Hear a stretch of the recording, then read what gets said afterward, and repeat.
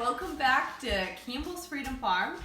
So we were, as you probably heard yesterday, going to make fish tacos.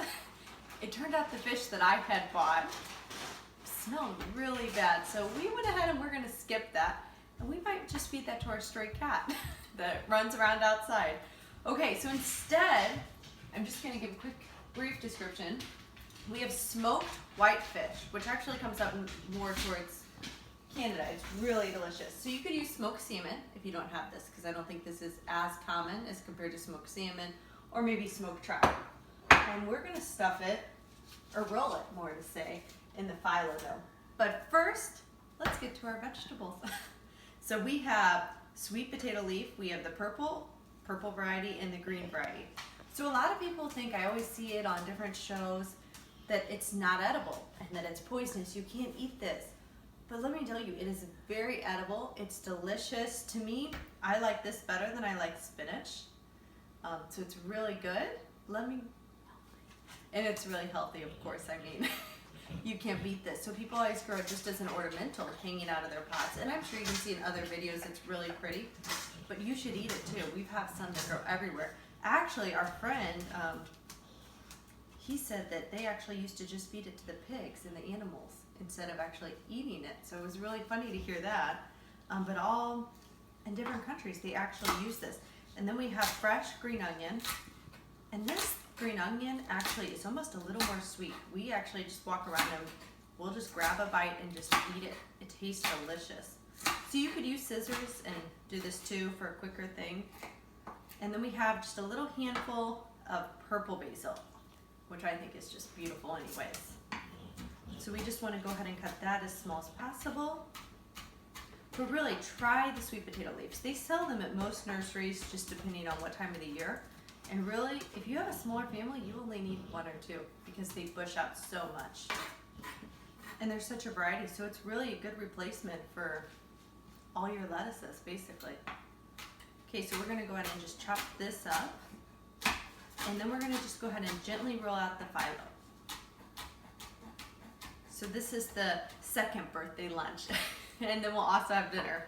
Okay, so we're going to toss this over here. And then we're going to go ahead and take this. And I don't need a strong, this doesn't have to be too rolled out, just a little bit. Now this is not a statement. I just broke the handles off. But it still works great. Actually, this is the marble one, and it works way better than the wood. I mean, look how nice it just really smushes down there perfectly. It's a lot less work on your hands. Okay, so just a little bit more, and that's about it. I don't need it to be paper thin for this. All right, perfect.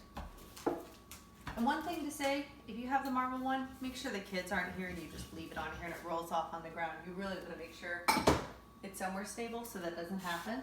Okay, then we have our pan. All we're going to do is we're going to take some olive oil, just pour some right on, and then just brush it.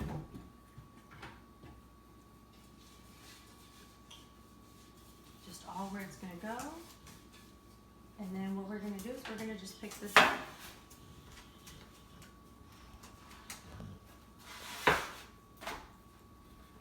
And at least it didn't break. Okay, and then next, what we have is we have cream cheese. So we're gonna go ahead, and this will just add a little bit of a creamy base to the bottom. This is not a healthy thing. It's more just a tasty, fun thing for like birthdays and different things. So you can smush it down a little bit, but it's not gonna smush down a lot. And then I'm just gonna go ahead and put this all along, so I'll see you in just a minute. All right, welcome back. Okay, so all I did was put this cream cheese here. I just sort of clumped it down. If you smush it too hard, you're gonna rip the whole pastry. Okay, I have some rainbow peppercorn. This is my favorite one. It actually comes from Trader Joe's.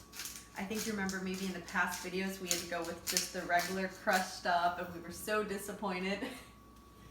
Okay, so next we're gonna go ahead and put our fish here, and then we'll put a layer of that. We're gonna try to layer it a little bit. So you can see all this. One thing, just make sure you get all the bones out. They're really little and they're really secretly hidden. So this will taste amazing in here. And one thing also to point out, another thing is you don't need to add extra salt. At least for the whitefish, they put enough salt in here that you have, well, honestly, it's enough salt that you need for the whole day. It covers it all. But it does taste really good in here. So just break that up just a little bit. Okay, and then we're gonna go ahead and set that there. And we're gonna go ahead and just give a little layer of this and then layer some more.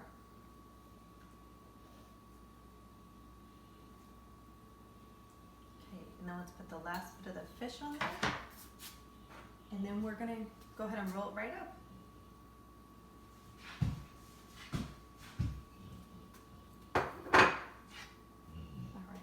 Go ahead and put this last bit just right on top.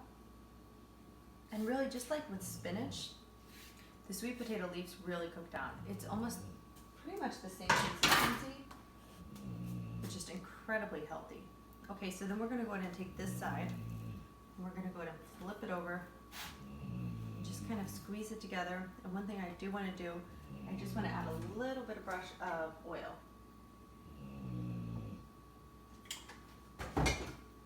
Just to make sure each is a little crispy. So I'm just gonna add just a little bit and then just continue to roll right on up.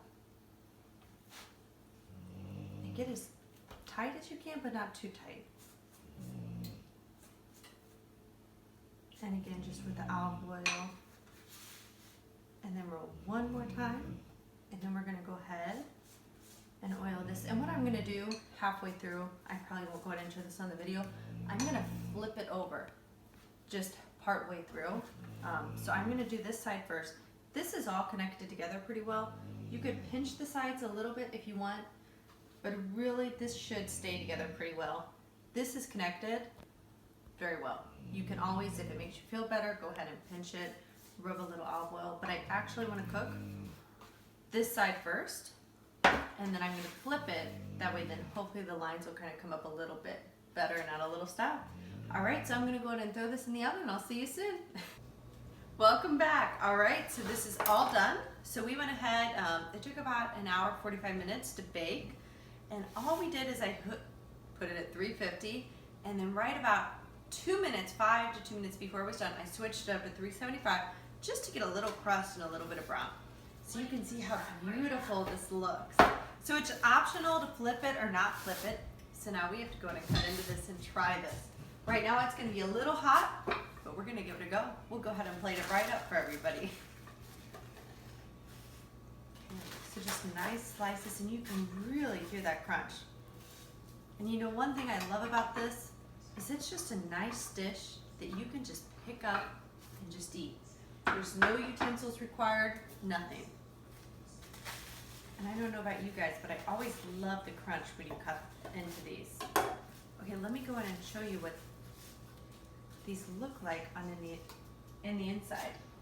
Okay, so if you can see, it really looks nice. You can see the green, you can see the cream, and even on this one, you can really see how it kind of smushed down and you can see everything in there. Actually, it almost looks like ham more than it does fish, if you ask me. Okay, let's give this a go and try not to burn ourselves.